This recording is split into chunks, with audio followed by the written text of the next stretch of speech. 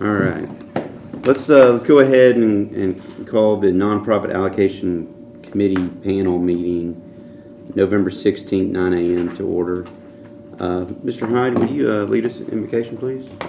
Most gracious Heavenly Father, we thank you for the opportunity that we have to be here today to deal with such an important function as the needy organizations of the county. We pray that you will give us guidance and wisdom in the decisions that we make and be close to us that we might come to a fruitful decision in each case. We pray these things in thy mighty name. Amen. Amen. Amen. Appreciate that. For the approval of the agenda, I'm going to add, I guess under new business, the first two items, election of chair and election of vice chair. Beyond that, anyone have anything to add to the agenda? No, sir. Could I have a motion to approve? Motion. Second. All in favor? Aye. Any opposed? Sure, that's unanimous. No one's out there. Recognition of public. If people do come and they want to speak, we'll deal with that at that point in time. Sorry. No, that's fine. Turn that off. That may go on and off every once in a while. It's my insulin pod. Okay. When it Yeah. picks that's up a new important. circuit, That's it'll important. go. So I'm trying to turn it down now. I apologize. No problem at all. So first item of business is a election of a chair of our committee. Is there a motion to? Nominate Jerry Becker. All right, motion for me. Any other nominations? Seeing none, all in favor, say aye. Aye. Any opposed? So that's unanimous. For vice chair, I'd like to nominate Dylan Lamberth. Any other nominations? All right, seeing none, all in favor, say aye. Aye. Opposed? That's unanimous. Okay, so as you can see on the agenda, we've got a packed day. We have, I don't know how many there, 15, 20 or so nonprofits. They'll be coming in. They'll have 15-minute time slots. All of you all, well, Mr. Lambert hadn't been on the committee yet, but so basically the day will flow. They'll come in. It's only a 15-minute time slot. They'll present to us. They submitted applications, forms and so forth. Give us a little bit of information about their organization while they're making their request and what the money will be spent for. You all will be open to ask any questions that you want. Keep in mind, though, we're on a very tight time frame, right? So again, feel free to ask questions. If there's other questions, if you are curious or interested about an organization, maybe we can get that contact information and y'all can obviously reach out to them, outside of it for other types of questions. But today, let's keep it on track. We do have, I guess, since it is a packed day, there's no breaks for us except the lunch. Feel free. I know there's coffee. Appreciate Mr. Webster bringing the coffee for us. Bathroom breaks, just go ahead. If you need to step out for a bathroom break, you need to step out for a phone call, important call or whatever, feel free to do that. Don't ask for permission. We'll suspend the rule. That's where I'm going to have people come and sit. So, I'm gonna leave after. Okay. You guys want to know something about Monhaven? yeah, here in a second. If I need to make a quick bathroom break or whatever, then the vice chair will just step in and keep the meeting rolling for that purpose. Any questions on the flow of the meeting? So at the end of the day, they'll come and I'll speak. At the end of the day, what we need to do as a committee is to recommend the allocation for each of these nonprofits. It will then go to our full budget committee. They'll approve it or whatever, and then it will go to our full county commission meeting for the final approval. We do have a total of $105,000. $105,000. We do not have to spend the entire $105,000 though, so that's the max, if you will. Can I ask a question about that? Yes, If we ma'am. don't spend it, where does it get reallocated to? That's a good question. Great. It's I think it's, I don't know if y'all have any Goes back to the opinion. general It just goes back to Back to the general fund. Yeah. To help cover other operations over time. There is, so what you see on this sheet, on the agenda, is minus the last item, R, which is the Monhaven, would fall within that 105,000. Item R, Monhaven, is a completely separate request for $40,000. Again, that's not inclusive of the 105.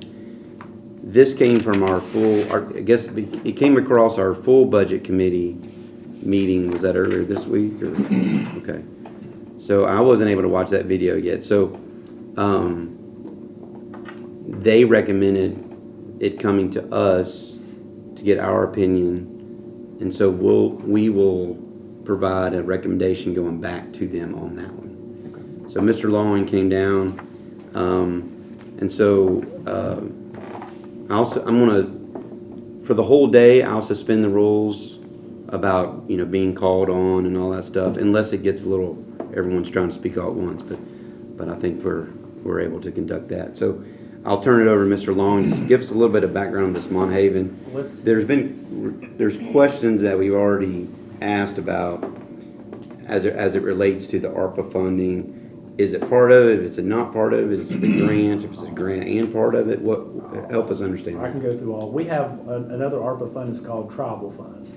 The county can use it for any allowable government expenditures. Of the first amount, I think it's maybe 15 to 30, has been used here on the Vietnam Memorial. The Budget Committee received a request a couple of months ago from the mayor to pay $40,000 to Monhaven as a donation from the money from the, I was going to say charitable, what I just say, from the ARPA funds, from the tribal ARPA. I brought up the issue of, that there's actually a resolution in place and a policy that if you're doing charitable nonprofit donations per county commission rules, a couple of things supposed to happen. There's an amount allocated each year. State statute says it's under control, basically direct control of the county commission, which would be back to this resolution. And number two is there's a $2,500 limit. And number three, it was supposed to be going to the charitable panel here. My third one was, and there's the emails in the budget packet if you want to look, I also informed him that the deadline was October 1st per county commission rules to allow enough time for you guys to consider it and try to get it back by January. Mm-hmm. No request was sent by October 1. There was a later request sent this past week. Is that correct? When did we receive it? Like this week. So right now you've got a late issuance, and I'm not speaking against Monhaven. It looks like a great project. I'm an art person myself, but you know all the stuff. But my thing is right now, what I mentioned was, just to give information, is that it's went around completely around this process.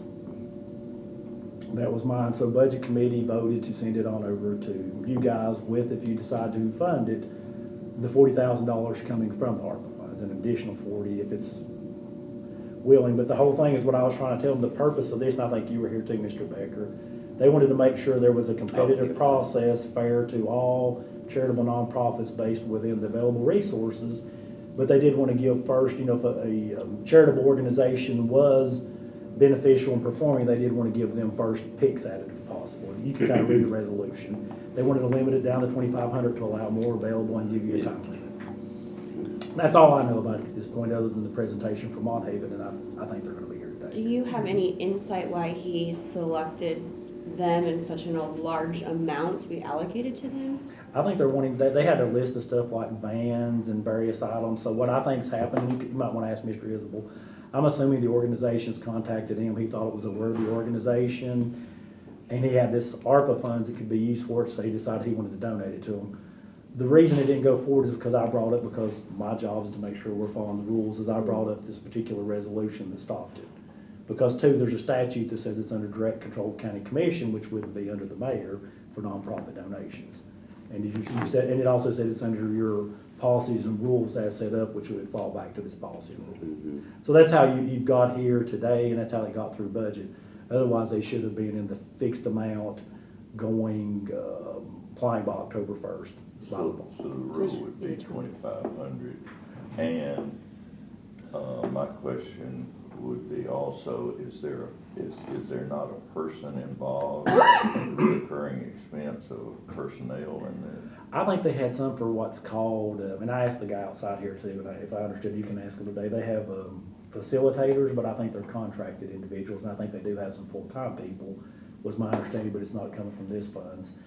They did understand, my understanding is this is a one-time allocation. But as I'm saying, the way the request came about did not follow initially statutes, which says you guys set the rules and it comes through county commission's control, is the only reason I brought it up, and it wasn't following this. But my understanding from talking to them is they understand it's a one-time allocation. So, is there any, with the Monhaven thing, is there anything related to the veterans at all? Because Yes, it's How is it- basically veterans that have, and I think it's more, and you can talk to them, because my understanding was if you have more, say, PTSD, some kind of mental Mhm. thing where it's bothered you from war, whatever's going Okay. on, then they actually use, I guess, art or painting as a facilitator for mental Okay. recovery. That's kind of the gist I understood from them. Because Mr. Isbell had mentioned to me about, on the tribal grant, that, he mentioned the flagpole and what he did over here, and then he relayed information about this Monhaven request being tied into the veterans type of stuff. So I think I understand. I mean, Are they this evening late? Because if they are, I can bring back my packet that I it's got. at 2:30. They're on the They're the agenda last for They're the last 2:30. one. Okay, so I know you guys are gonna have a working lunch, so when I go back upstairs, I'll grab the little packet they gave to budget, Okay. because I have a copy. They're gonna bring that to you. And they can look at it before, then they can get an idea of what they are, I'll bring it on down to you guys. So on the tribal grant, how much funding is in that grant? It was 100,000 total, and I would have to go up there and look and see how much we spent on the memorial. I believe it was between 15 and 30, but I can't recall off the top of my head. Okay.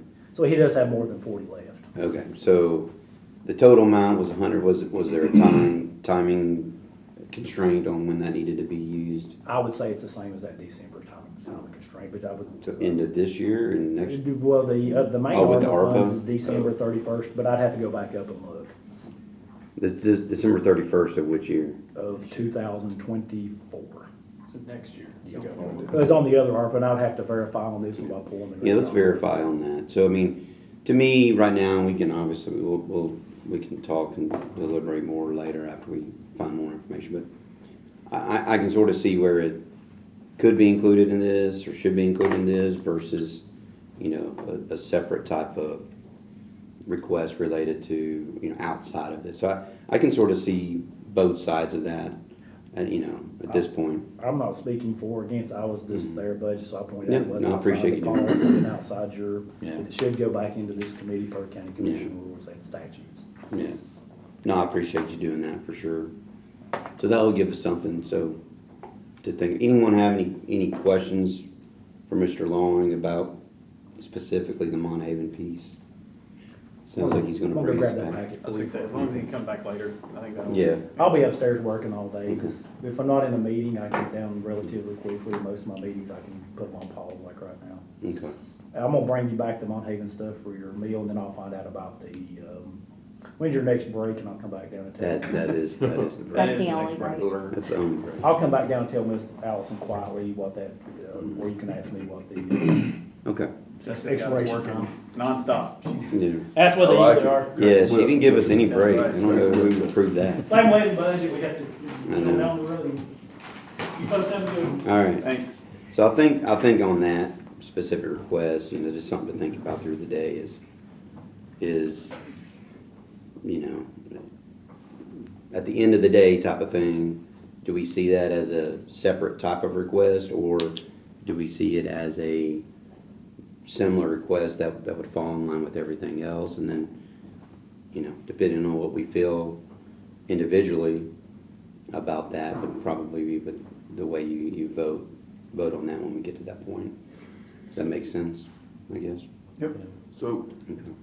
the only question I have, so Monhaven came to him for funds, Mr. Isabel? Or My how understanding. did that come? It's my understanding. Yeah, it's my Okay. understanding, yes. Okay. Mhm. And so He I said, can't hey, log we into my have email the, right now, so. Yes, that is what happened. okay, we have the travel funds, give it to them, and then it stepped in, hey, we just need to go through certain steps. to do That was, yes. My understanding is Monhaven, however it worked, Monhaven and Mr. Isbell had a conversation. Sure, And Mr. Isbell submitted to the budget committee using $40,000 out of the tribal grant. that's right.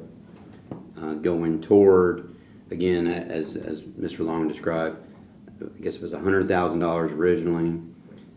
Whatever he said, 30,000, whatever. There's a flagpole and memorial over here. Excuse me. And so, as the Monhaven related to, in Mr. Isbell's mind, veteran related, That's right. this activity at Monhaven, in his opinion, supports that effort. And so he submitted to the budget committee. Sounds like there was issues about whether it creates a recurring expense.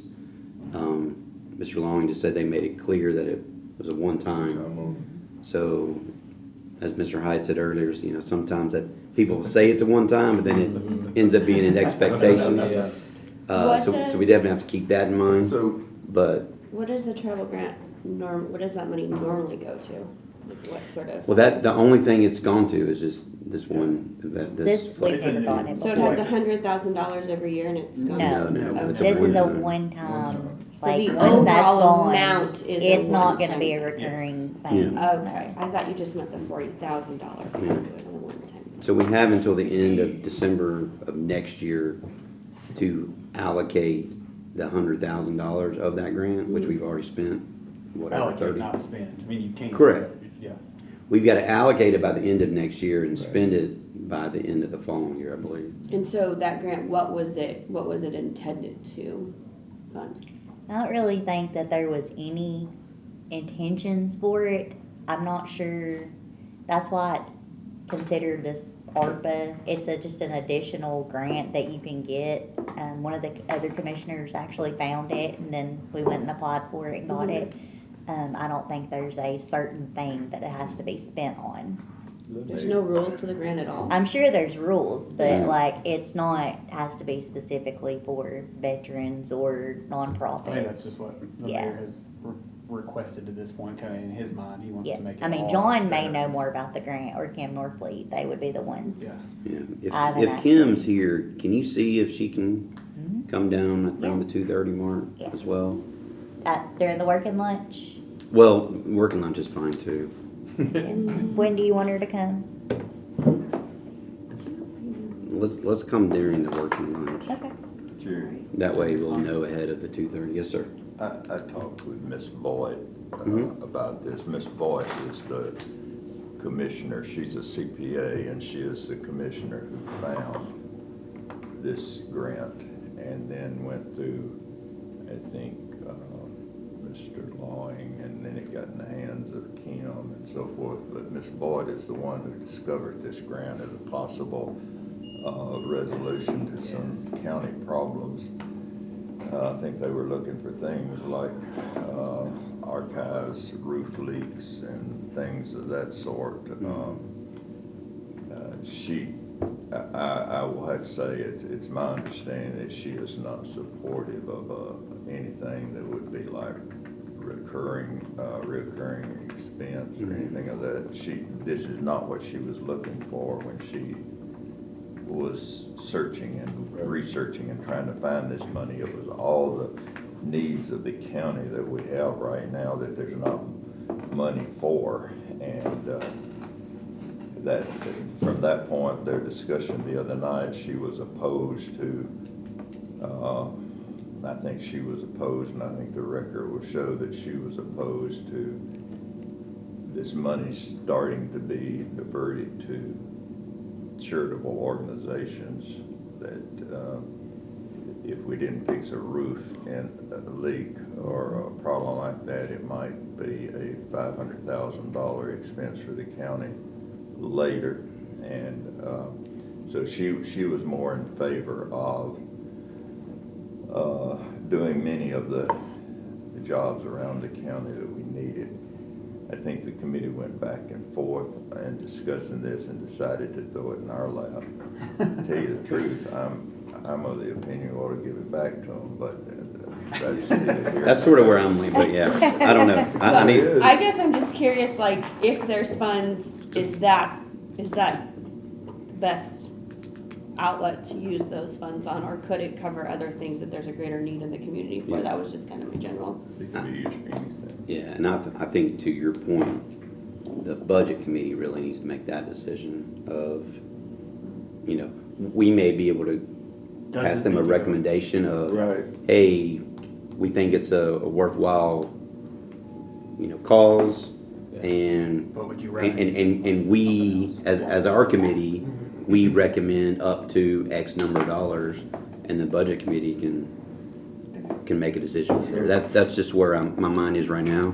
By 2:30, if my mind is still here, then may have a different opinion. But okay, I gotta see if I can find how to log in here. Hi, ma'am. How are you? Oh, hi. Which organization are you with? Excellent. We'll start here in about 2 minutes. Okay. Okay. Do you want to talk about the community childcare, or you just want to come back to it? Well, I guess I don't really know what to talk. They're not going to be here, right? No. So that's a good point. There are 3 items on here. Item A listed, item O, and item Q. They both, No, I need it anyway. all 3 of those submitted their requests late. What was the deadline? October 1st? So October 1st was the deadline. So item A, O, and Q, they submitted their request after the deadline. Jessica asked me, you know, should I just tell them no, or what should I do? So I just said, hey, you know, they can come and speak or whatever, but that they know that they may not get any money. I mean, they're the tail end of all the requests, because, you know, the deadline's there for a reason. Now, as a committee, we may stay firm on, because, you know, it's slippery slope. If we start allowing, you know, people to miss deadlines and we still, you know, whatever, then there's really not a deadline to begin with. So, you know. Well, just to be clear, item Q didn't even, they were late, but that's the one that I was telling you, they've never applied before. They didn't even know of the deadline, but the others did. Okay. But anyway, but in general, that's what, we'll have that So decision. really made quick too. on the community childcare one, we gave them money last year, Yes, Yeah. 5,000 last year too, no, We- that last year was their first year. for the 2,500. Okay. So is that actual 25? Yeah, I'm looking No, right now. that's not correct. And that's not according to my records. Yeah, I think we changed I- some of them. They weren't, that last year was not their first I year. apologize, it was 5,000 Yeah. last year. So it was at 2,500 prior to last year, and last year we Yes. increased to 5,000. Yes, Community child care services, I hate that they're not able to attend, but they're located out in Hendersonville. They provide child care services for low-income families. You know, so their parents or whatever can go out and work in the workforce. To me, very, very worthwhile type of nonprofit. I hate that they missed the deadline. When we get down to it, if we do have funding, I would be full support of maintaining that $5,000 level for sure. On their request, did they request what was where is their they sheet? requested 5,000. Yeah, so they requested the same amount, but you know, they're at the tail end of the line, so that makes sense. So when we get down to them, I think very worthwhile. If we have the funding, I would be in full support of that, but we'll talk about that more later. Okay. Any other questions before we dive into the Gallatin daycare? Okay, ma'am, if you're ready, we've got a seat over here to my far right, and you're more welcome to sit or stand.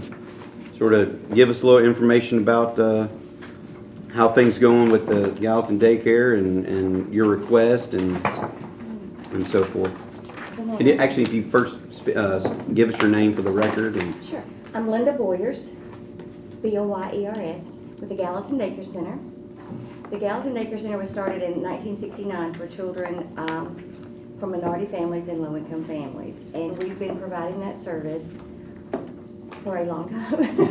I started in 1989 as their executive director, and I've been there ever since.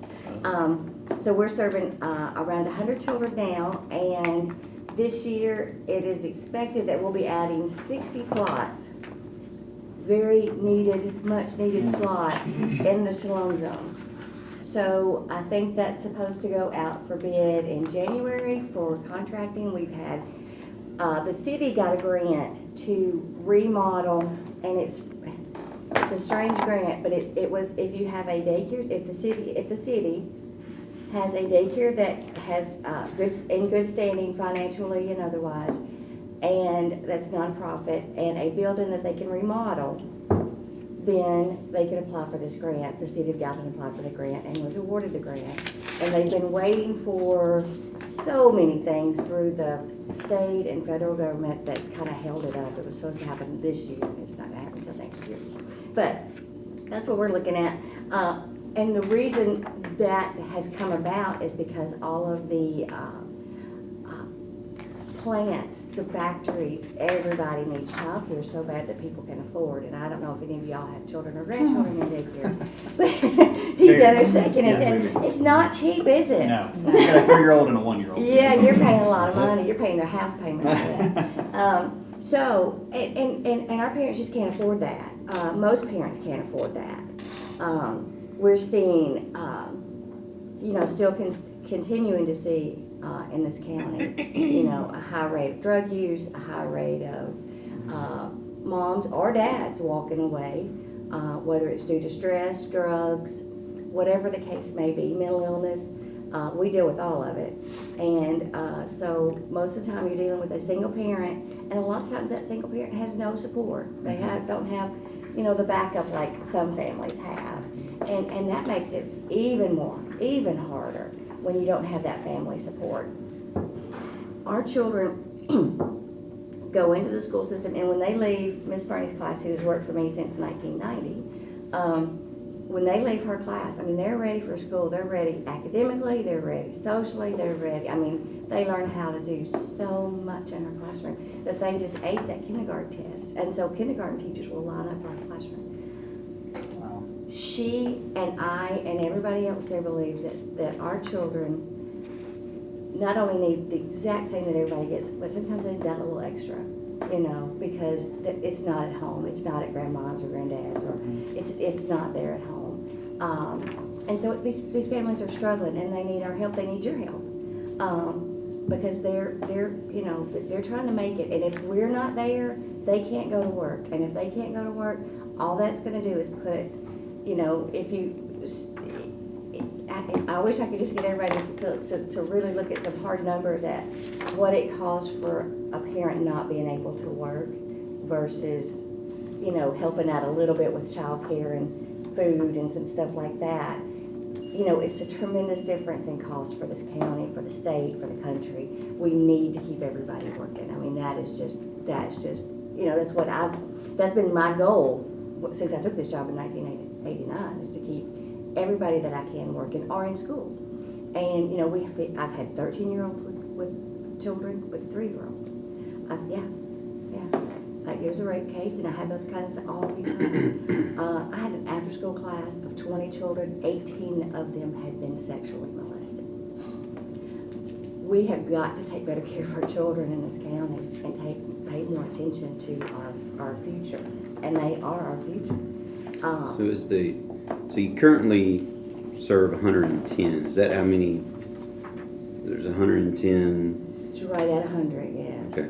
And what was your comment about the extra 50? Extra 60. Extra 60? They will have spots in the Shalom Zone. Okay, I see it there. Okay. Yeah, they will have spots in the Shalom Zone. So we will just be serving, because the Shalom Zone has an after school over there. Mm-hmm. We will be serving children 12 months until they go to school, until they go to kindergarten, so until 5, mostly until 5. Sometimes it's almost 6 or right at 6. Is there like a waiting list do you have to?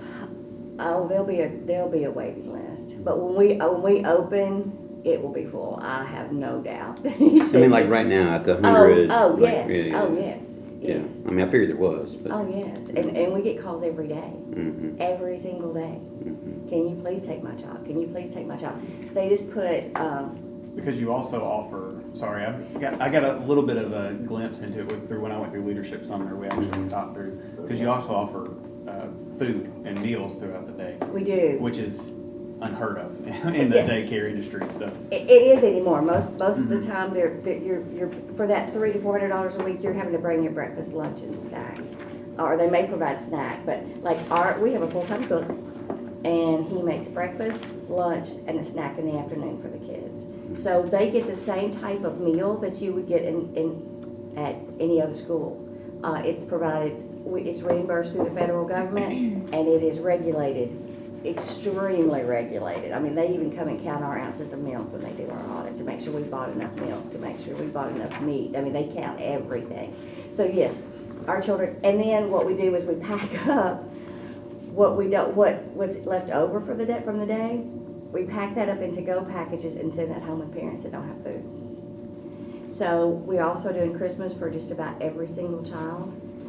And so that means we're getting sponsors for every single child we have and their siblings, which is a huge task right now that we've undertaken. We've just finished our fall Boo Bash. I don't know if any of y'all saw that, but it was a blast. It was actually a really fun fundraiser. And we made over $21,000, so we're excited about that. But so we just came off of that, and that's new for us, and we're going right into Christmas for kids. So we've got everybody sponsored out, except maybe 3 today. So I'm looking for 3 sponsors today, and I hope I get those by the end of the week. And we'll have everybody sponsored out. We'll also do food for our families that need food, but their children's Christmas will be totally done. If they need Christmas, their Christmas will be totally done, from socks and shoes and underwear to outfits to toys, everything else that they could possibly need. And that is another one of the benefits of being enrolled in our center is if you need it and if you ask, we will help you with Christmas, we will help you with food. We work with the other agencies to get any help that we can for our families. I know that Home Safe stays full. I wish we had, this county definitely needs more space for families in crisis like that. Last year at Christmas, I had 2 families living in the car, one with 4 children. So we were passing out blankets and hats and warm socks and food that they didn't have to heat up because we didn't have anywhere to put them. There was nowhere for them to go. And people don't realize that that happens in our county. And if y'all remember, Christmas was extremely cold. It is happening in our county every single day. Families are homeless. If you look at the true definition of homeless, most of our children would qualify under that definition. I just had a stepfather. He had custody of all 4 kids. He decided he was mad at the mom, so he wasn't going to take the oldest back, and she's 10 years old. So now, I was out shopping yesterday for her clothes and shoes and stuff because she has nothing. These families are really, really struggling, and these children are really struggling. If we make a difference in their lives now, it's going to make a difference in all of our lives.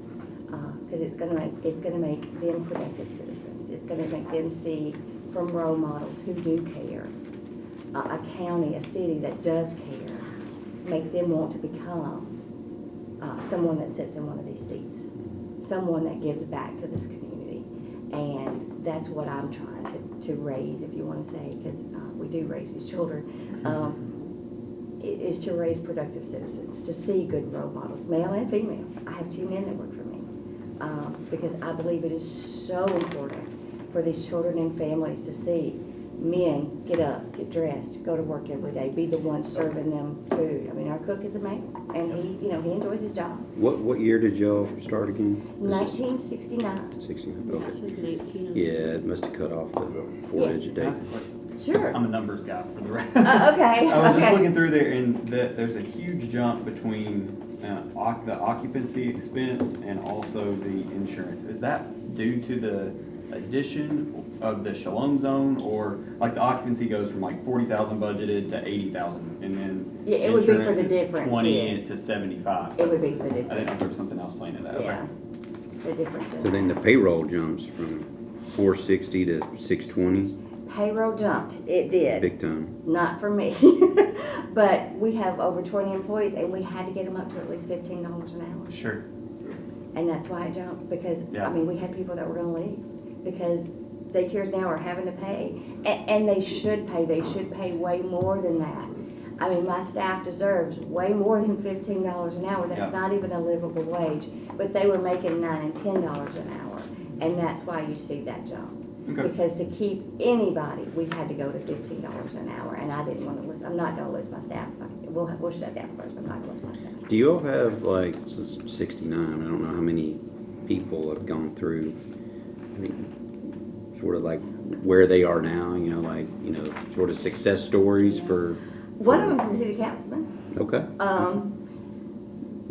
That would be interesting to me. Is not only you, but like Yeah. other nonprofits say, hey, we, you don't have to even have, you don't have names attached, but you're like, hey, these people, How know. many of them are successful? yeah, like we're, I keep up with a lot of mine, and every time I go into Walmart, one of my moms will say, she's almost through medical school. I mean, Really? it's just amazing. Yes. I mean, these children have so much potential. Mhm. And just need that. These families just need that extra little help. And everybody says, well, everybody's on the same. No, we're all on the same water, but some of us are floating in canoes and kayaks, and some of us are in life rafts, and some of us are in yachts. And we're not all born in the same, socioeconomic.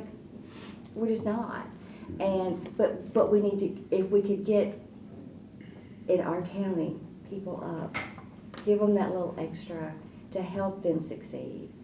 All we're making is a better county for all of us, a better city for all of us, a better environment for all of us, for all of our children.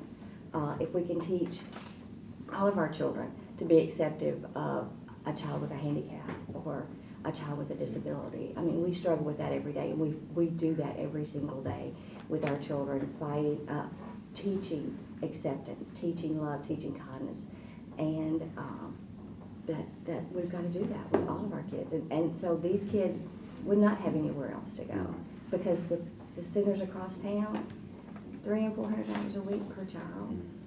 I mean, sometimes they don't even hardly bring that home, much less be able to pay it in daycare. So, and they get the food, and they get the preschool education, and they get the love that all of our teachers share for these kids.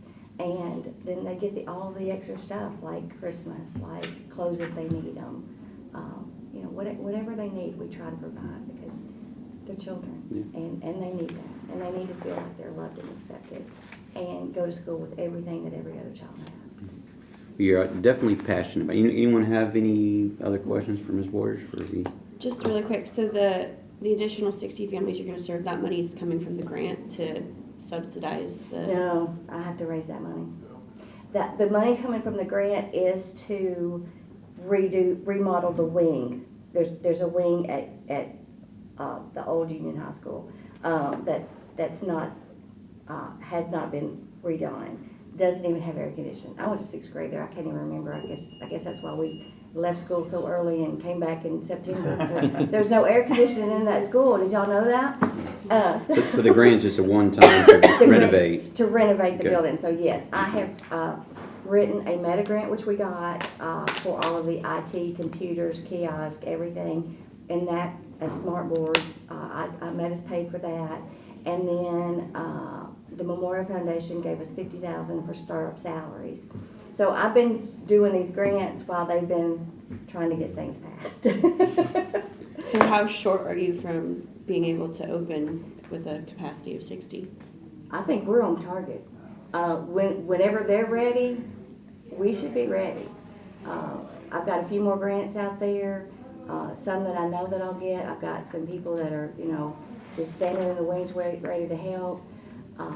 It's going to be a big undertaking. I can say that it's going to be a big undertaking. But we need it in this town. We definitely need it in this town. So I can't say no. If they say, Linda, is this what you want to do in the last 5 years of your career, I would say no. Open another center, no. But when they came to us and asked, and I met with the board, it was like, this is what's right for the county, this is what's right for the city. It doesn't matter what's right for me.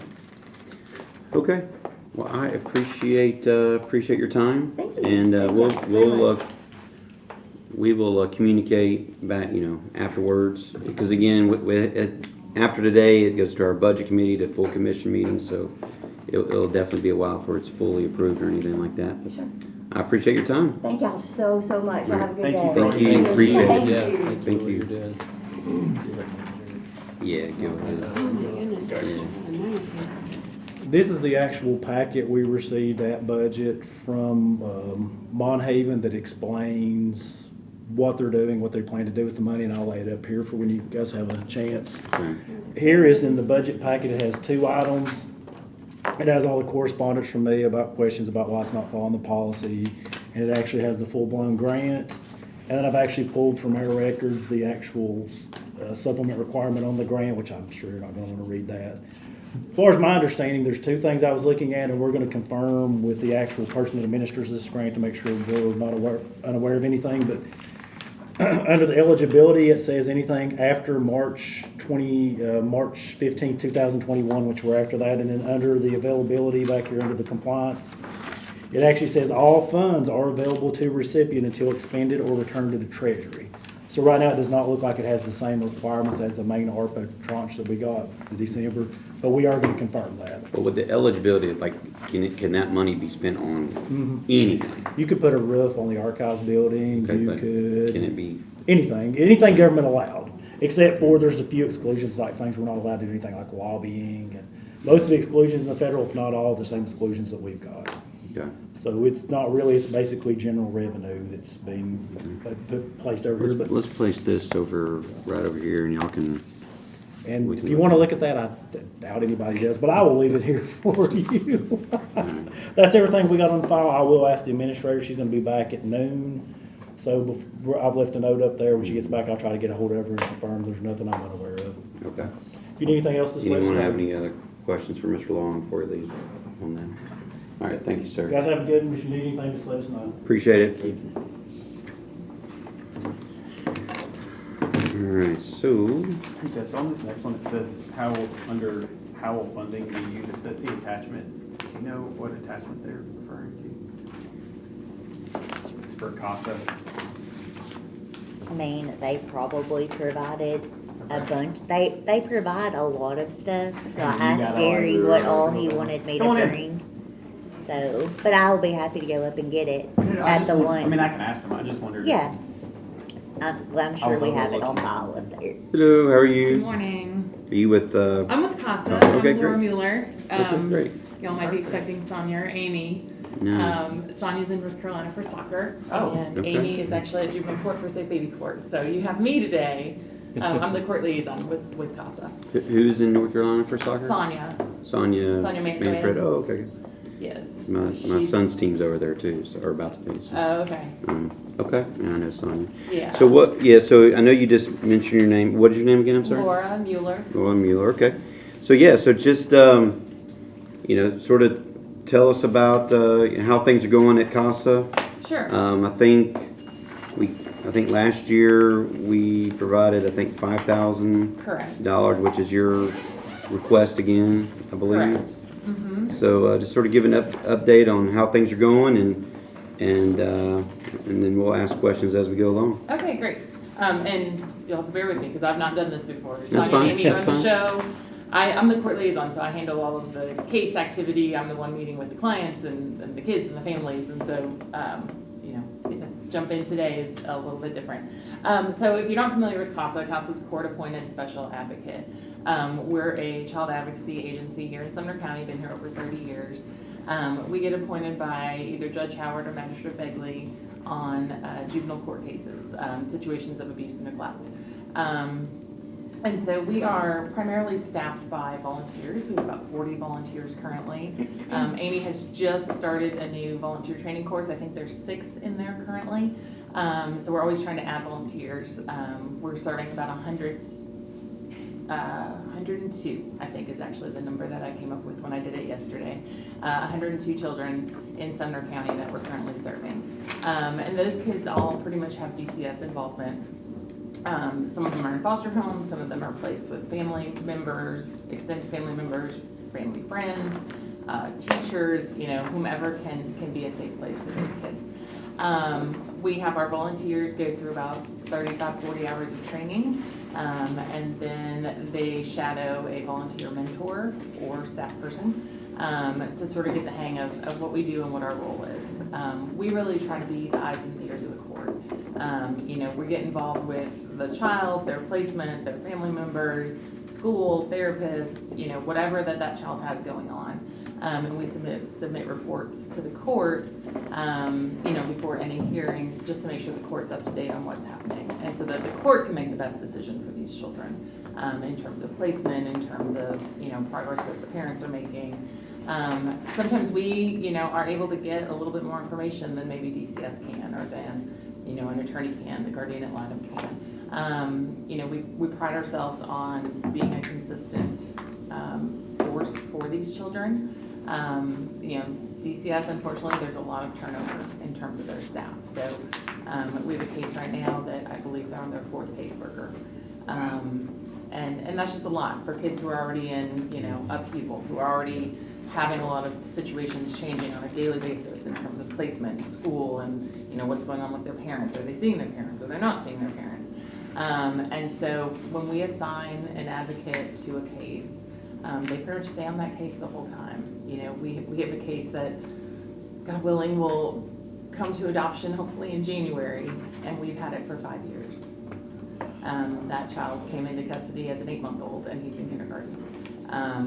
And that one is a little bit different because it has to do with the court and, legal process, and the fact that his father lives in Mexico and we have to serve him and all of that sort of thing. That's not the typical case, but our cases are averaging about 13 to 15 months at this point, whereas when I started 7 years ago, most of them weren't less than a year. We were 6 to 9 months that our cases were lasting.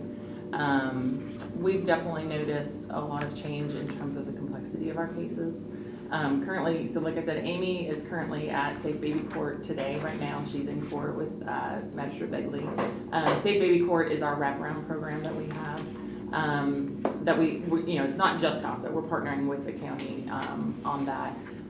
Really trying to put a lot of services in place when there's children between the ages of 0 and 3, because that 0 to 3 range is so important in terms of development, bonding, attachment, all of those sorts of things. And for parents who have a hard time for whatever reason, trying to really wrap them in services, giving them the therapy that they need, giving them support in terms of trying to find resources for housing, employment, that sort of thing. Those cases currently we have served, that program started in October of last year. We've had 13 kids come through that program, and some obviously still currently in that program with 6 families. We've had 2 families reunify, where kids had been, brought in, and all of our Safe Baby Court cases have been substance abuse issues, specifically opioids. Every single one of them, the parents have been on opioids. And we've had 2 successes so far where we've had, the children reunified and are with their parents again. Well, one of their parents at least. So that's sort of the nature of what we're seeing is these cases are just taking a lot longer. Addiction is a whole different animal, in terms of the sort of root cause of why parents aren't meeting the needs of their children. I sort of threw a lot of stuff out there. Do you guys have any questions? Yeah. Anything else? I'm all over the place. Anyone have any questions for Laura? So the request is for $5,000, and then it's when the question it says how will funding from Sumner County be used, it just says see attachment. But can you give me like what will the $5,000 go for? Yeah. So, primarily it's Safe Baby Court. So, okay. So that program is really intensive. It is monthly court hearings, whereas, the sort of regular court cases were every 3 to 6 to 9 to 12 months, depending on where we're at in the case. Safe Baby Court is monthly court hearings and weekly meetings. Okay. Amy is our coordinator for that, and she has I believe we have 4 volunteers specifically assigned to Safe Baby Court.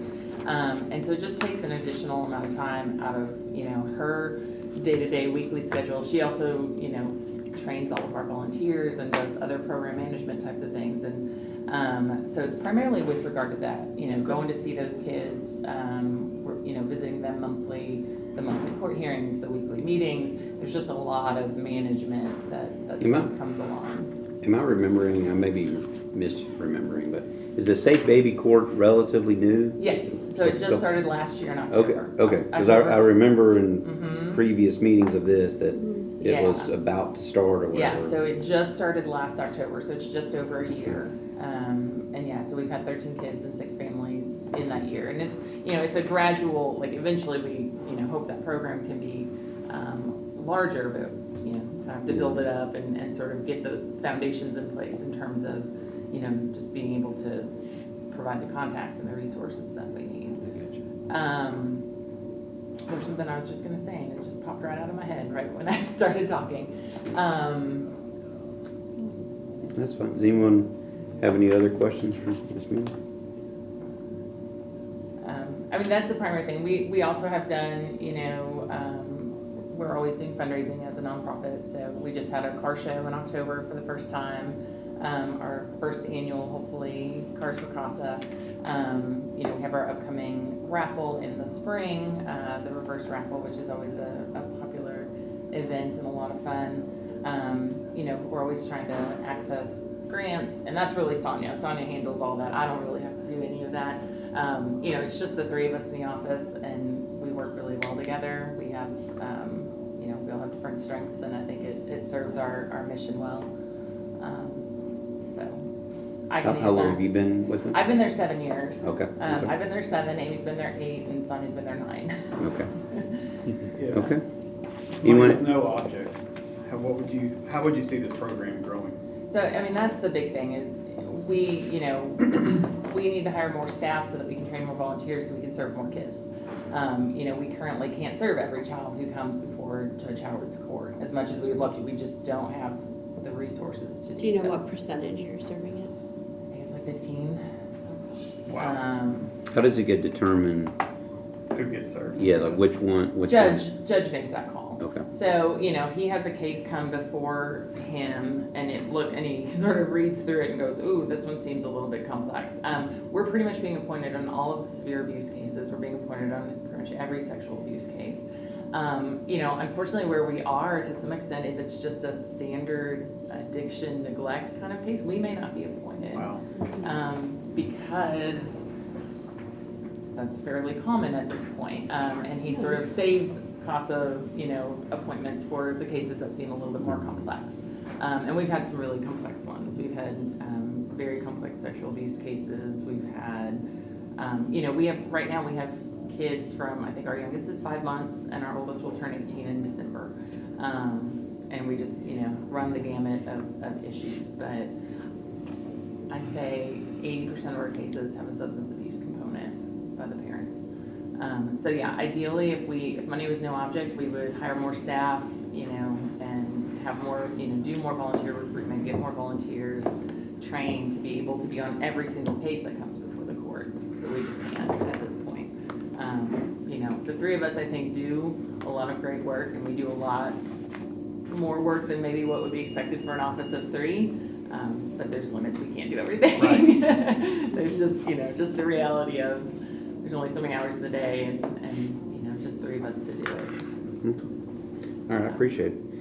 All right. If there are no other questions, I think you're off the hot seat. All right, great. And so then you'll just let Sonia know? Yes, Because ma'am. I don't even know. So the process, so we're like a subcommittee, and we will make recommendation to our budget committee, then it'll go to full commission, so it will probably be later this year before we communicate back. Okay. Yeah.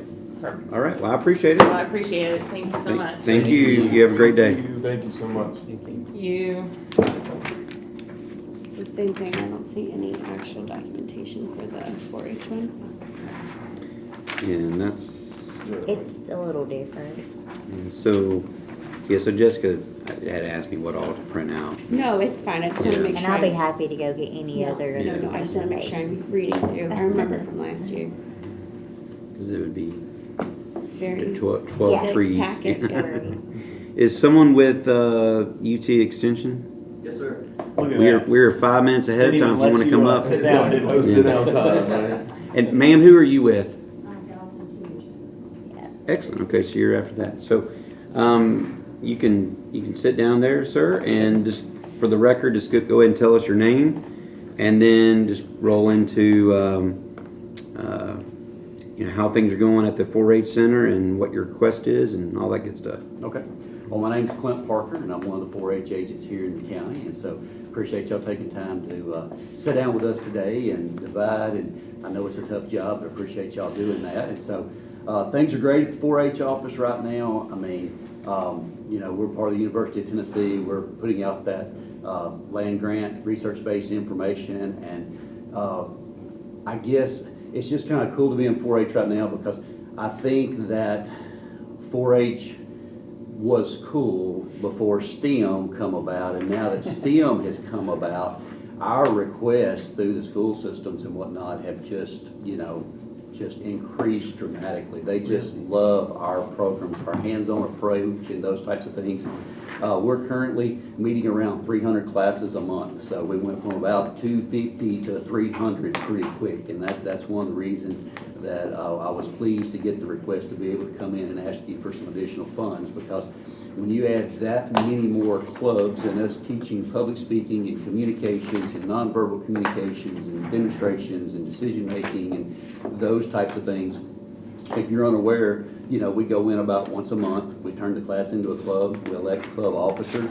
To my knowledge, we are the only organization that offers leadership training for 4th and 5th graders. We had about 400 youth came out one evening to 2 different locations to receive training on how to run parliamentary procedure, how to conduct business as a club officer. And so just those numbers are increasing, and then like I said, that just kind of brings into when we roll into the summertime and camps and conferences and those types of things, there's just more requests and more things that are being involved as we kind of go through. And so, that was one of the reasons that we applied for this, was to just kind of help us fill in the gaps. We were holding our own, doing really good, and then you just add that many more classes and that many more students and the growth of the county and whatnot. This just gives us an opportunity to fill in those gaps.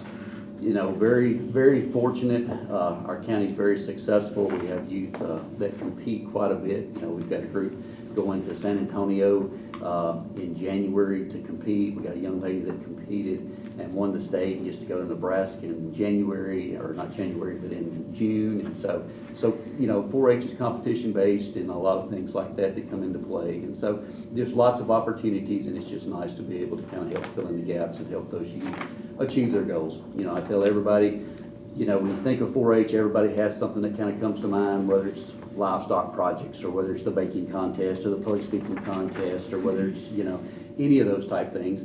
And I tell people, I'm not in the livestock business, I'm not in the camping business, I'm in the youth business. Our sole goal is positive youth development. And so if we can use that particular project to enhance that youth, to help them be, responsible, compassionate, capable adults, that's what we're looking for. We focus quite a bit on leadership, citizenship, and communications. Those are 3 of our big ones that we really push. I hope that down the road that these 4-Hers that we're working with that's at these leadership trainings and things like that are sitting in your chairs one day trying to make a difference in our community. And that's just what we're trying to get across there. And so, whether it's purchasing those 4-H ribbons to hand out to that kid that placed in that contest, or trying to help them get to Knoxville or an event or things like that, or maybe get the opportunity to go to camp, that's where we would like to use these funds. And I'd be glad to entertain any questions that you might have about the 4-H program or things like that. I have a couple questions. Okay. You have 8 full-time employees. Yes, ma'am. Are you getting paid? Yes. So 4-H is part of the University of Tennessee, and we are in partnership with Sumner County government. And so Sumner County government funds extension at 47%, and the other 53% the university funds. And so, our office we're in the old library across the street from the hospital. And so there's 3 legs in our office. There's a 4-H program, which is a youth component, and then we have an agricultural agent and a family consumer science agent as well.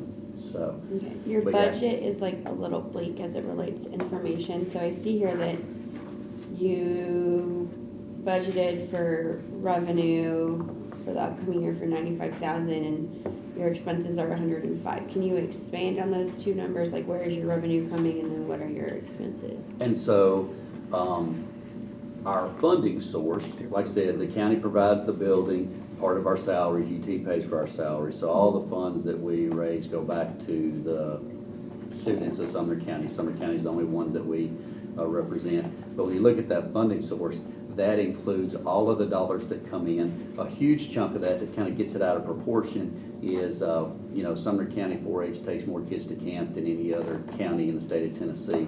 I think we took 228 kids to camp this last year. But when you figure, camp cost is $330, you multiply that out, that's why our account looks so large, because, we take what we bring in and our expenses, and that's how the figures kind of come and go. So it's not like that's our budget, that's just what's brought in, and then that's what's spent. We just bring the money in, and then we write the check back to the camp for us to go to our So this isn't program. your budget related to salary? Correct. There is no salaries in that budget at all. So that's only what is spent on the 4-H program. Does that make sense? So yeah, there is no salaries, there's no overhead, that's just the dollars that are spent on the students, in Sumner County. So where does on the salary portion, is that the 5347? Right, exactly. All salaries is covered by Sumner County government and University of Tennessee. Okay. So yeah, the dollars that we ask for, like I said, we get a little United Way funding.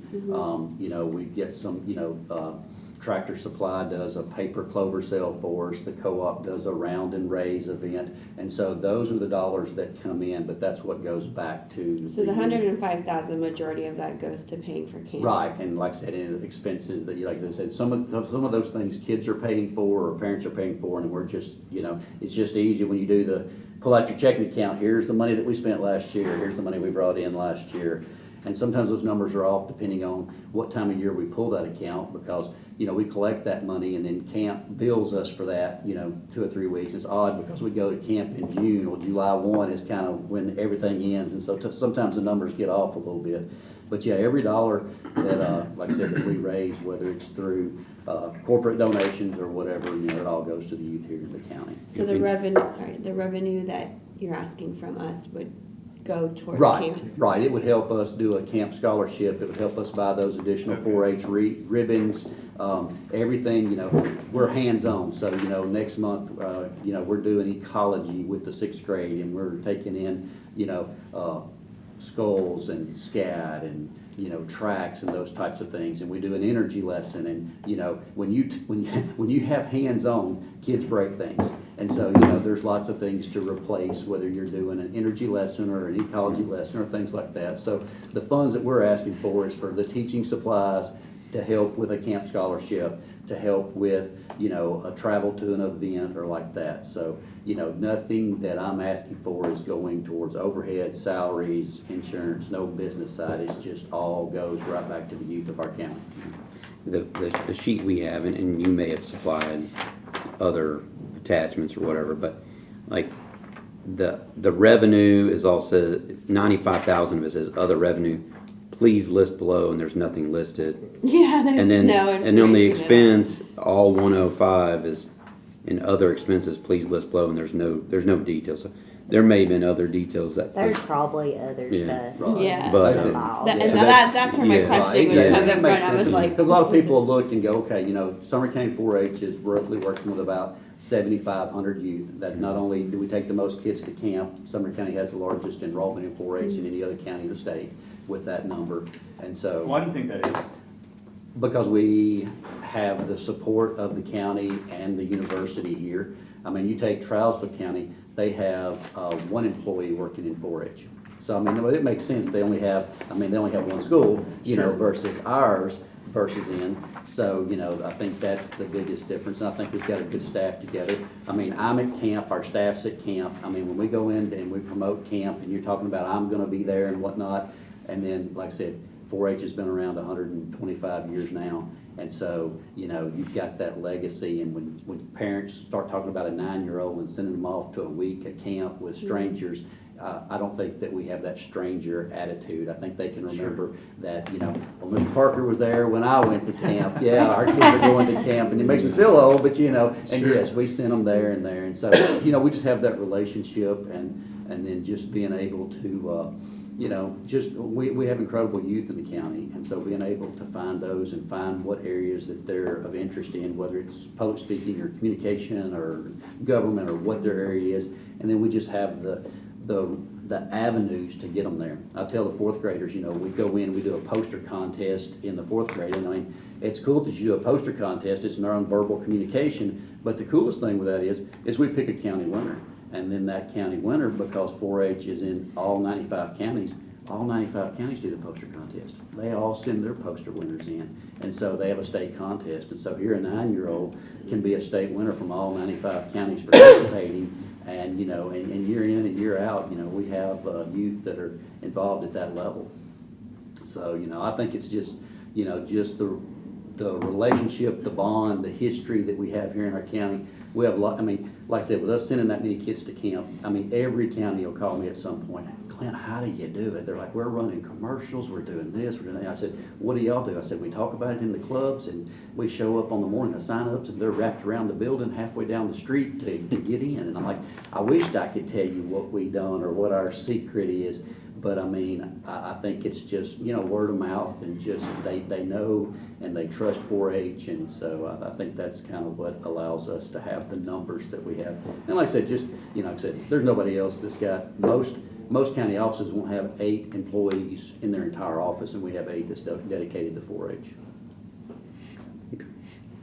All right, well, so we've currently at 2,500, and your request is for the same 2,500, so. Yes, sir. Any other questions for Mr. Parker? No. I think so this is a subcommittee. At the end of the day, we'll end up make a recommendation to our budget committee. It will go to full commission, and then probably toward the end of this year, probably have some communication back to you all. So. Okay, well, that's pretty quick, because the end of the year, we were talking about it before I walked over, we're already past the big half of November. Yeah. You put in a couple holidays, we're gonna be in January before you know it. Yeah. So, but hey, appreciate y'all, thank you so much. Thank you. And, I may reach out to you, we should have a couple hundred 4th and 5th graders getting ready to do their county speeches in January, February. Okay. So I may send you a note, and if you're where you could to come and volunteer to help judge, you can kind of see the best of the best and kind of see what's We may need them to help with Robert's Rules of Order during our commission meetings. We have had a comment that several times. We're like, and I use that as examples. When we go in and do that in the night, when they're 9 years old, 10-year-olds, 4th, 5th grade, I'm like, look, that's something you can use the rest of your life. I don't care if you're in county government or state government or on the soccer board. That's right. You need to know how to officially open and close a meeting and how to conduct business. So, but thank y'all so much. Appreciate it. Thank you very much. Questions, Thank you. don't hesitate to let us know. Even outside of a hearing like this, we always like for people to know what we're doing here in our county. All right, thank you, sir. Appreciate it. Thank you. Appreciate it. Yeah. He's probably like, what do you mean? Ma'am, if you're ready, we're ready for you.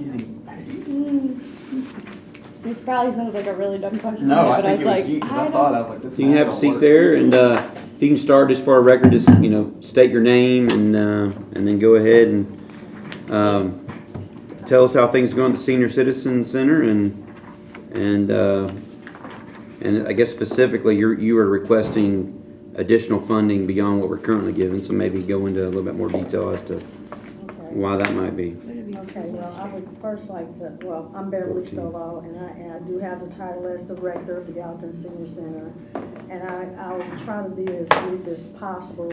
My assistant, Lucille Koch, who was expected to be here, is in CCU, and and she and our public accountant was going to come together. So I'll try to answer your questions as briefly as I can and accurately as I can, and to also say that one of our funders requires that any time that there is anything going on in the building, any kind of service, that someone AED CPR has, or certification has to be in the building. So the building, while they have people there right now, is without me, who is AED CPR certified. I've asked that any incident, they just call 911. Okay. So I'll just be brief as possible. Okay. So the Gallatin Senior Center is located at 200 East Franklin Street, and we are the senior center for the city. I think, as far as I'm concerned, as far as I know, the only citizens senior center there. So we do a lot of things we are required to do a lot of things from some of our funders. We've had a grocery program that was funded by TCAD and GNRC for the last 18 months, where we had a contract to purchase groceries for our seniors, $100 per senior, and we actually, Lucille and I, purchased groceries every month for the last 18 months for 90 seniors. The grant actually was $125 per senior, but the $25 went back to our general fund. So in lieu of having fundraisers and the traditional things that we had before COVID, we just decided that because we were not open exactly five days a week at that time, that was a income for us instead of having fundraisers where sometimes you don't really make a lot of money with fundraisers. And it was a win-win for us, it was a win-win for the seniors. They didn't have to go out and purchase their groceries. So we are now open Monday through Thursday from 9 to 3, and then Friday from 9 to 1. And so we've had activities in the center. We've had presentations from Medicaid and Medicare. We've had the UT Extension to come in and do seminars and hands-on for our seniors, how to eat healthy and stay healthy. We've also had various other agencies who have came in, to see if there's something that they could do to help our seniors. Currently, we're not cooking in the kitchen, and that started because one, we were buying groceries for the seniors, so therefore the seniors that we were buying groceries for would not have came and purchased a meal if they could cook it at home. That's just the sensible thing of that. And but I think that overall I think the center is doing great. That could be a matter of opinion for anybody, I guess, but I think it's doing really good. So the 300, the number here on the form says 360 residents. What is your average weekly unique resident visitor? Like how many come in each week on average? On average, I would say it could be anywhere between, I'd say 45 and 60. Okay. Yesterday we had our Thanksgiving brunch, and I think we ended up with like 65 people. It was a great meal, and everybody, and they love to get together and do that. So what we try to do once a month is to have a potluck for everybody that has a birthday in that month, so everybody's included. So that's a big thing for us. Okay. I know we currently provided 14,000. The request here is for 16,500. Can you sort of go into detail about what the additional $2,500 would be specifically used for? It would be specifically to hire someone to cook meals at least maybe twice a week at the center. So you have one full-time employee right now? I'm the only employee. And so what were your hours of operation again? Hours of operation are from 9 to 3, Monday through Thursday, and then on Friday from 9 to 1.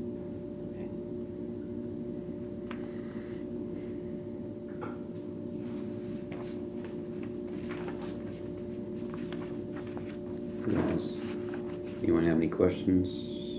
If you hired the cook, would you still do the grocery deal, or is it kind of gonna swap out, or? Well, at this time, the program actually ended, but if you watch the news, you can see that a lot, here just recently, it talks about the seniors with food security and things of that nature. And so it very well could start up again.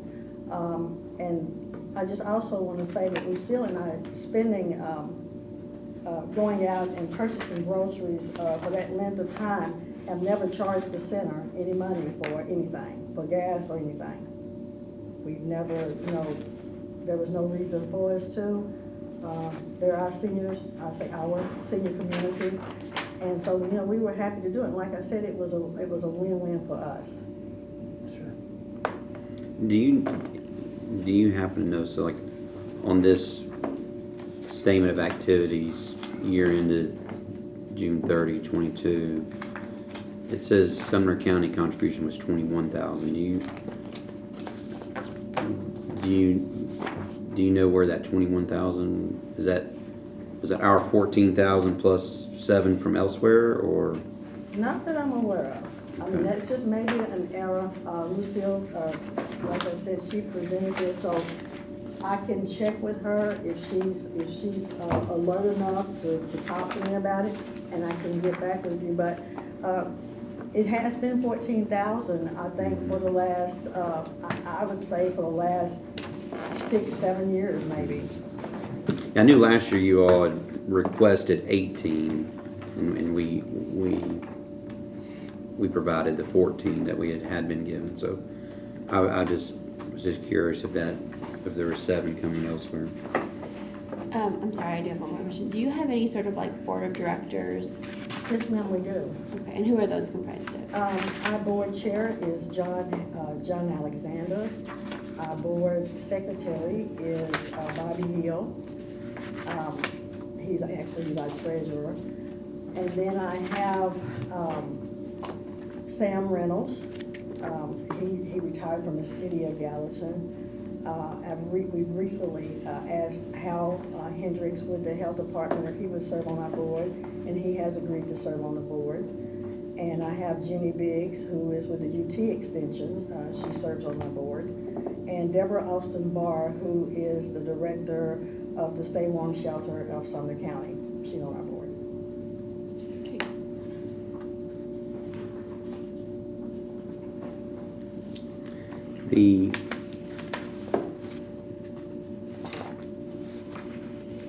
I guess the additional 2,500. Yeah, is it a safe assumption that the cook is going to be there regardless of the 2,500 or not? Yes, like I said, currently we don't have a cook, Okay. and we just wanted to make sure that we had stability of funds for that purpose. If that was something that we could do. Gotcha. And like I said, it's not. It would, I would search diligently to find someone that would not, think that. I mean, I understand if people need work and they need an income that would not go over that amount. Okay. Anyone have any other questions? Okay, I think we're good. I appreciate your time. Thank y'all. And you have a great rest of your day. And Thank you. Thank you. Thank you. I just got a note, and Julie White from Hendersonville is sick and cannot be here, so that would be your next. Okay. What were they requesting? 16. So which one? So the No, Gallatin? Hendersonville, sorry. Hendersonville was 16,000. Oh, also? Yeah. Gallatin was 16,500. Hendersonville was 16. So Hendersonville. We have, how much did we give them last year? 16. So they're just requesting the same amount. Sorry.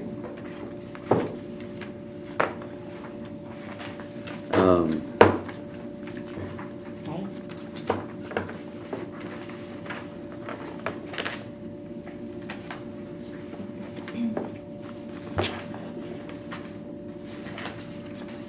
You got, if you look at their sheet, 1,430. Obviously it's a much larger, from a number of residents. I'm a little bit worried about the sustainability of these programs.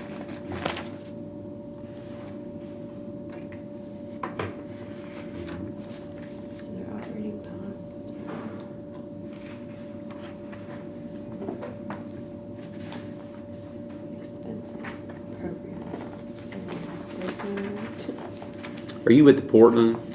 Okay. We're a little early, so we may call you up here in just a couple minutes, so, okay. Hey, Jamie. Okay. With their Pt.1. It does look like their rent is covered by the city of Hendersonville. I think they include it on one page, but then if you, Yeah, on it's their like narrative, very, it says it's an in-kind. Yeah. because I'm showing like a high cost for programs. I'm just curious, the expense is always program related. Is that including salary or what are they, what's a program? You know what I mean? What page is that on? I'm sorry. For expenses, it says expenses, therefore are 47, I guess. $124,000 is allocated for expenses for programs. And I'm just wondering, our management in general, what's $124,000 from a program standpoint? I think they kind of look, I don't know Hendersonville, but I know Portland's program, they kind of lump everything in And then there it's together. saying net assets, so is this not their actuals? It's just their assets are $76,000? Is that how that's read right here? Is that- Yeah. that's reading? Comes over here without donor restriction, so I don't know if maybe there's some that So they netted Donor $76,000. That's what it looks like. If I'm reading it correctly, just first glance, yeah. Okay. Mr. Chairman, Yeah, hold on a second. you're from Hendersonville, so you probably are aware of how active that Oh, yes. center is. It is just, it has become an absolutely beautiful center. Primarily because she just works unbelievably to get grants and funding and things. Yeah, I'm not You want to say those? questioning. So, you know, I just want to say, and they constantly have huge crowds there and special events, and so they really, I'm just saying, they serve the senior citizen population of Hendersonville wonderfully, and when I I mean, get over 1,400 there, people I is hope you pretty enjoy impressive. it. Mm-hmm. Yeah, I took my parents there a few months ago and trying to encourage my parents to, of course, my mom doesn't feel like she's old enough to go there, but. Tread lightly there. But yeah, but no, it's a wonderful center, and Julie does a tremendous job. They've got a whole list of activities, every, calendar laid out every day of the week, and She is a neighbor of mine, and Yes.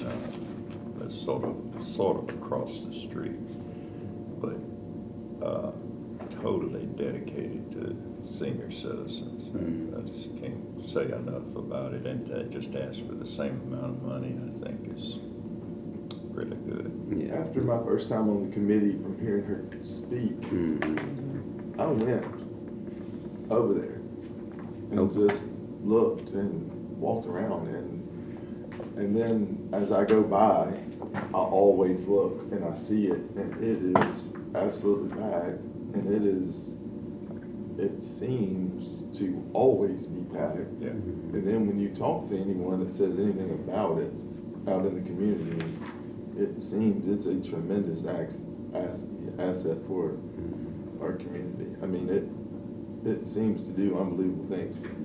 I'm not involved in it, and I don't go there Yeah. regular, but it seems to be unbelievable. I mean, See, it's basketball.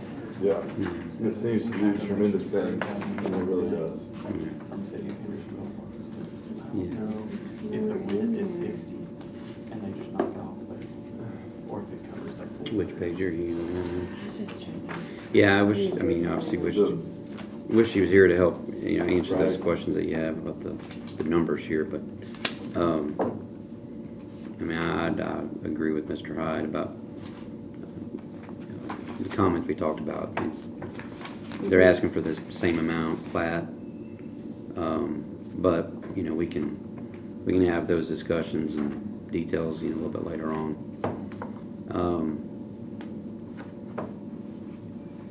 You all ready to move on to the next one? Okay. All right, if you want to If you're with Portland, you can come up here, please. You can have a seat at the head of the table over here. And before we get started, just for the record, if you can just let us know your name, and then we'll go from there. My name is Jamie Rose, and I'm the director of the Portland Senior Citizens. Okay. I've been the director there nearly 18 years. As you all know, we just, in last December, got into our new building, so things are starting to rev up, and people are starting to show up more, and we have more activities, we have more space to have more activities. And our pool table is turning out to be a real good attraction, because everybody wants to play pool. Even some of our ladies play pool, so, but, you know, we're asking for the same amount we got last year, and it's strictly operational money. You know, we don't pay for programming or anything like that. Any program that we have at the center, we get it done for free. There's a couple things with the UT extension that there's a minor fee, but we cover that too. They just put, they fixed all the brick and mortar, which was a very dusty 6 weeks. And then at the end of that, they decided to put new windows in it. So we're improving, and more people are gathering. And like I said, people are starting to come back. We were down during COVID, and even getting started back, we were supposed to move in May, but that didn't turn out until December, and we were packed. So people still came, but we really didn't have anything to do. But now, as I said, they are coming back. They're rocking. They like the place. If you all haven't been there, you should come by and see it. It's a beautiful place. Beautiful. We went from about 1,200 square feet to 2,200, and it's all been painted, new carpet. It didn't have a kitchen. We have a kitchen, so it's just a great thing, and people are starting to come again. And of course, I hope that doesn't change if we have a bad winter, but it's all good. And so this is, I try to recall about a year ago, y'all were transitioning to a new place? Yes, we moved in last December Okay. after, I think, 9 months of construction. So you went up, what was the square footage increase you said? About 1,200 square feet. We went from 1,200 to 2,200. Okay. So, Okay. And I know your numbers impacted, you said 267. Is that, like on average each week, is it, how many are unique residents are you seeing? okay, through the whole week, probably 75. Okay. Okay. It's definitely gotten more active with the space. Jamie's done a good job of utilizing that, because the previous location, I don't know how long you guys were in there. Probably 16 years. I mean, it was tight. Like, I don't know if you ever went to the previous one, but you couldn't really do much at all. And so with the new space, they've really amped up quite a bit. Just because, like you said, you've been able to actually move around in there without. You can breathe. And I'm trying to say this tactfully, but you've also got people with walking assisted devices. You have to be mindful of space as well. Yeah, we have a lot there. That was a big issue in the previous space, and so now that they've got that, but with that comes more cost and more electricity and all those things as well. So Yeah, everything's gone up, of course. I'm trying to think of. I got a text from my treasurer this morning. It's like, okay, tell them this, tell them this.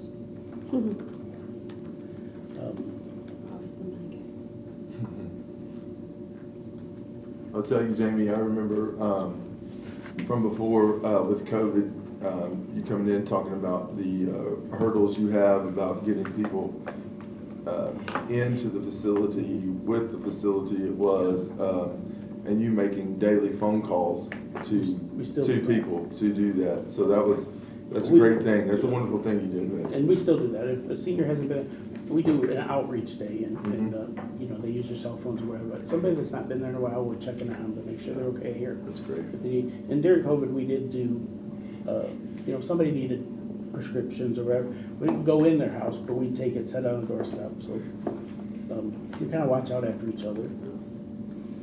We did have a nutrition class that was well attended. We had 20-some people at that.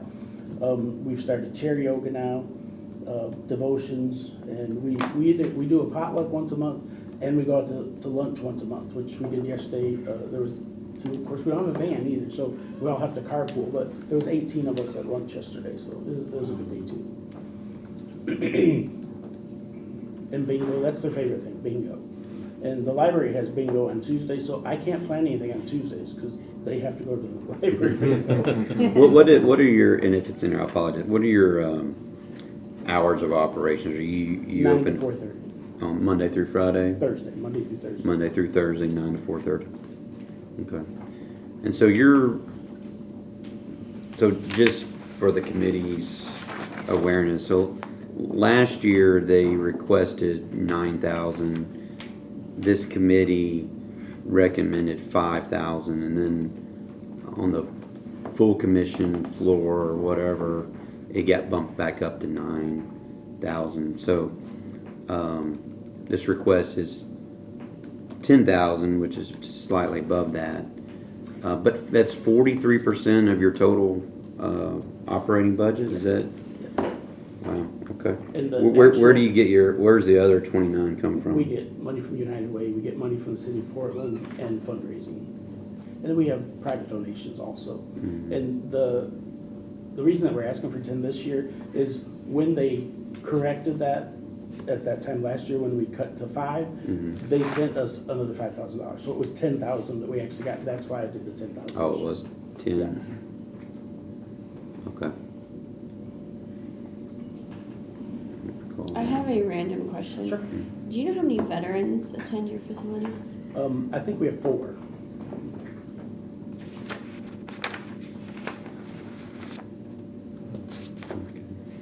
What is the exact amount of money the city of Portland funds you? I believe it's 8,000. And I believe United Way this year gave us 12,000, and that was a bump from what we're used to getting from them. Okay. And you want to have any other questions for Mr. Rose? All right. Good. Well, thank you for your time today. Thank you so much. You have a great rest of your day. You too. I don't know why we would have, as a full commission, gone above what they request. My memory, which is, I don't remember what I did this morning, but my memory was we went up to their 9,000 request, but he says we ended up sending him $5,000 more, so. But anyway, it is what it is, I guess. Really quick, this one's requesting 5,500. Mm-hmm. The way I'm reading this is they haven't requested for the last couple of years. Would they have to start back at requesting 2,500, or can they do 5,500 because they've been? I don't know about that, but they didn't request last year, I think, It says the because last they 3 just years. said they weren't. Yeah. I don't remember. It was something like they I just didn't know if there were any didn't. I don't know. We'll rules. have to ask them. Yeah. Well, they're I don't know about that. this what we refer to would probably be in this little resolution. Mm-hmm. I think we can study that and see what makes This is sense. Westmoreland. Westmoreland. Yeah, but they are, the next 2 are actually part of the city. Yeah. Wait, what's that? Or not? Is They're like, Westmoreland they're also not, a department? yeah, like their department and their budget, Yeah, they're budgeted in. I didn't know that Westmoreland was. I knew That's why they White don't House have was. anything attached, but yes, White House and Westmoreland are that way, yeah. And that's They're why it actually- just says citizens versus like seniors. Senior citizens. I think it's something. Yeah, they're actually a budget line Yes. in the. Yeah, So have we ever given to Westmoreland then? yes. Yes. Okay. Okay. So they weren't. I believe it's just been the last couple of years, I'll have to look back, but Well, we can. there was a ask reason, this I person. can't recall what it was, but. So Hendersonville, Gallatin, and Portland, their cities do not encompass any of your senior citizen funding then? Portland gives, it was on there, about $8,000. But it's a. But it is not It's an budgeted. entity of the city government, Mhm. which is the Right. difference. Right. So like a Hendersonville's is not part of Hendersonville city government. Right. I see what you're saying. Westmoreland is. Mhm. Yeah, So- it's Huh. actually White a House budget line is. in the city budget. Yeah. So Westmoreland and White House are Yes. in the city government budget. Yes. Like as a department. I remember having this Yeah. conversation, pretty Yeah. good conversation about it from White House a couple of years ago. Correct. Huh. Which is why, Interesting concept. White House, It's different. just as info, White House last year they had been getting 32.50. They had requested 95. We cut them back to 25, primarily because it's a department But of they're gonna get it White House. anyways, money. Yeah, the It's city gonna of be White House is for this part, is yeah. covering. So their request this year, White House, is that same 95 that they requested last year, which we We didn't. approved 2,500. Correct. Last year we did. Yeah. But that's the difference there. That's right. For these next two cities, or next two senior citizens. So Westmoreland is supposed to be at 11. We're quite a bit ahead of time. What are they requesting? Westmoreland, 5,500. 5,500. So speaking to Tiffany, your question, let's pull up this resolution Well, they don't have, doesn't seem to have any sort of supporting documentation that's required. And Jessica might have that, but I've got nothing but this page. here. Yeah. So the resolution, the guidelines do stipulate that, first year, no more than 2,500 in the first year. It doesn't necessarily If it reverts back. specify if they didn't request any. So in my opinion, this would be considered like a first year. That's It, what I would. yeah, it also says, or a 2,500 increase in subsequent years. Now, these are guidelines. Like there are some, even last year we increased above the 2,500. Yeah. But so the committee can do what they choose. But this is a resolution that provides the guidelines, sort of a rule of thumb, and then we can. Kind of like going back, because if you skipped a year, there's a reason why you skipped a You year, you get skipped more 3. money. 3 years, yeah. Yeah, there's And it a makes reason sense why it's you gonna don't be want more. And it looks like because they weren't operating at all, so Yeah. without any sort of like bookkeeping to Right. support it, I'm kind of like, oh. I know in years past, they've kind of had problems getting help doing those things. Okay. Yeah. So what I'm going to do is, since they're not here, I'm going to go ahead and just call for a recess or whatnot. Okay. We'll come back. I'm going to turn the videos off and we can cut them back on. But I'll just say 10:50, and we'll go from there. Okay.